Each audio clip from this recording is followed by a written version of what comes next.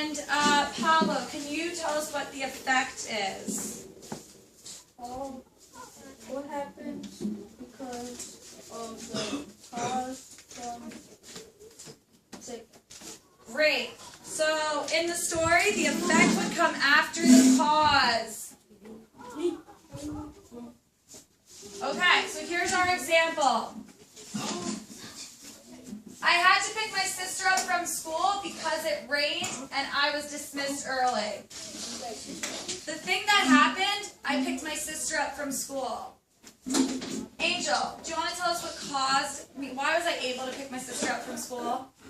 It was raining, so it was raining as our cause. Renee, what was the effect? Oh, I'm sorry. Yes, pick my sister up from school was the event. It rained was the cause, and then what was the effect, Renee? She was dismissed early.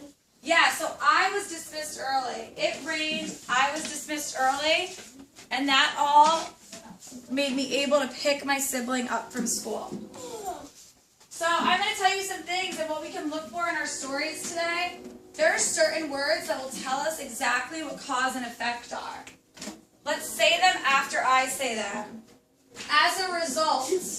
As a result. So one more time. As a result. As a result. Until. Therefore.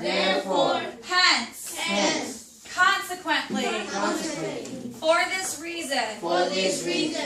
Great. So those are the words we can look for when we're looking for cause and effect. They're not in every story we read, so sometimes we have to look at the plot and figure out why things happened. During the first story that I'm going to read, some things are going to happen. We need to think about why the mother in my story called her son frantically. Yesterday, Wrann did something really great. She found in the story what we needed to look for and underlined it. She did that all on her own. She told me about it. So she really found out what we were looking for. That's going to let us know we understand the story.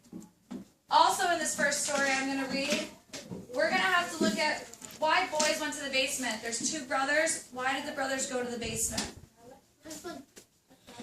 Okay, I'm going to start the first story. It's this 30 minutes alone.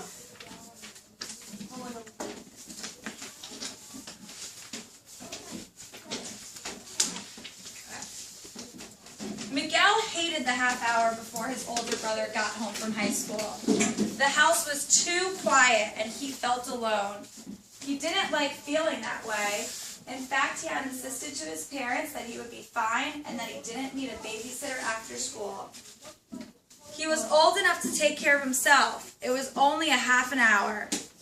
On that day, he did what he usually did. He turned on the television loud.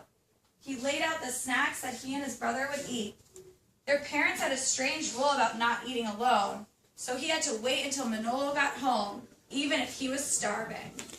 100% of kids. He wasn't allowed to cook either, so any snacks he put out had to be cold, and he had to call his mom at the store just to let her know that he was home. Let's your face. The phone rang. It was his mother. Is Manolo home yet? She sounded worried.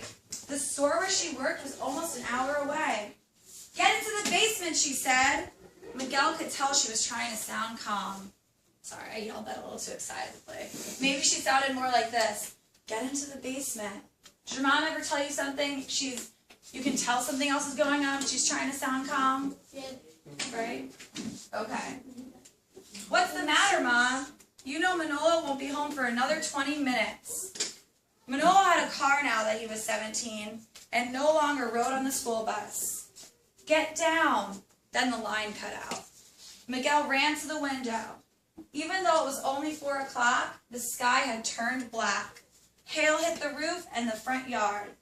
Every few seconds, lightning lit up the landscape. In one flash, he saw the swirl of a tornado. It was headed straight for their house. Then he saw Manolo's car about half a mile away.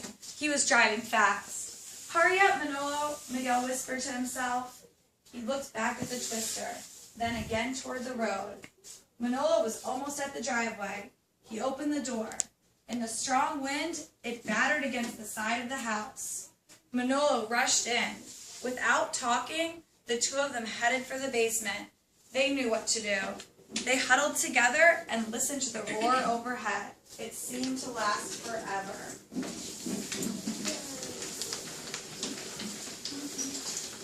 Can anyone relate to that story? Let's see, Silent Fist. I used to go home with my brother after school, and then when we got a little older and he went to a different school, I was able to go home by myself. Fernando, how do you relate to this story?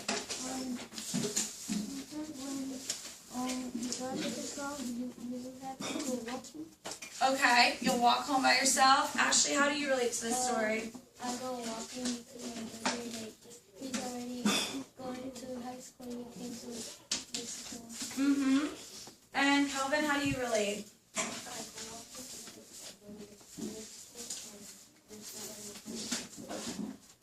Right, so Calvin even relates. He gets home, there's no one at home. My mom was at work. I'm going to come around the circle. My mom was at work, so me and my brother would also be home alone. Revon. I'm coming around the circle.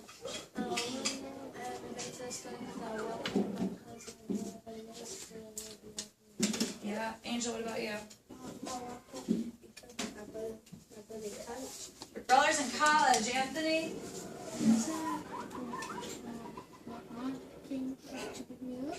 Calvin? We were walking to my house. Then my mom was in the house. And then we were waiting the whole time outside. Oh, you were locked out. It's happened to me before too. Ricardo?